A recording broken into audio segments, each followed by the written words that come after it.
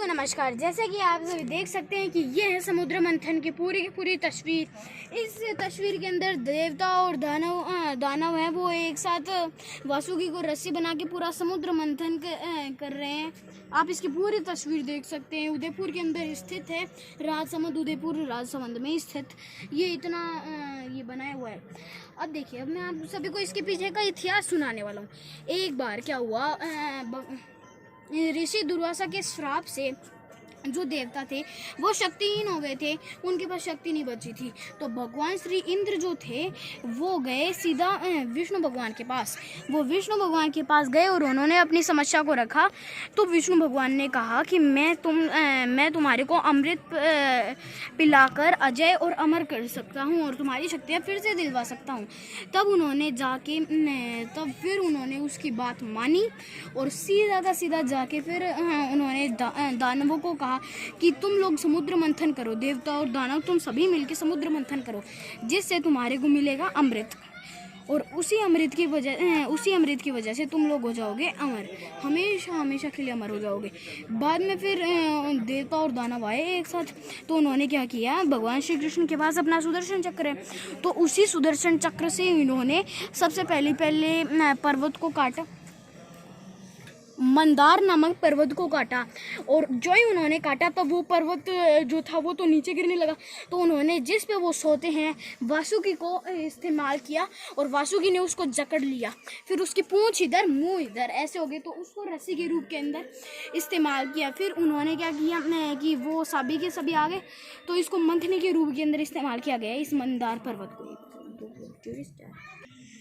बाद में फिर इन्होंने क्या किया, इसको मंथनी के रूप में इस्तेमाल किया गया और उसको रस्सी के रूप में, जैसे कि आप दूध बिलोते हो ना, हाँ, तो उसी प्रकार से इस्तेमाल किया गया। एक साइड दानव एक साइड वो, तो सभी ने शुरू किया। फिर सबसे पहले क्या किया, सबसे पहले आया विष। तो उन्होंने विष ग्रहण किया, शिव जी ने विष ग्रहण किया, अपने गले के अंदर उसको इकट्ठा कर लिया।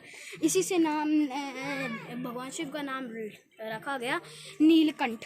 बाद में फिर भगवान श्री विष्णु जी जो थे, बाद में फिर वासुकी जो था, उसकी पकड़ में इतने सारे नहीं आ रहे थे रत्न, 16 रत्न निकले थे। उनमें से पहला रत्न था विष, जिसको भगवान श्री शिव जी ने ग्रहण कर लिया था।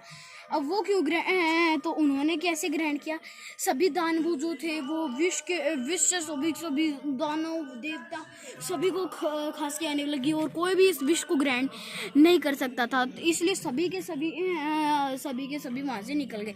फिर दानवों ने अपने जो दानवों को सीख देने वाले थे उनके पास गए। तो उन्होंने सीधा प्रार्थना की भगवान श्री शिव से कि आप इसको धारण कीजिए भगवान शिव जी। तो उन्होंने इस विष को धारण किया। फिर उन्होंने लगातार ऐसे करके 16 रत्न निकालते रहे। बाद में फिर लास्ट में मिला इनको अमृत। अब वो अमृत कैसे मिला, फिर जो मंदार पर्वत था, वासुकी की पकड़ जो थी वो धीरे धीरे कम होने लगी। वासुकी थोड़ा ज़्यादा नहीं पकड़ पा रहा था। तो भगवान श्री विष्णु ने अपना कच्छप अवतार लिया, जैसे कि अब आप देख सकते हो, ये रहा कच्छप अवतार। इस कच्छप अवतार के रूप के अंदर वो आए और उन्होंने क्या किया, पूरे मंदार पर्वत को सहारा दिया और इससे मंदार पर्वत फिर से ऊपर हो गया, वरना तो ये नीचे गिरता था और वो कैसे कर पाते।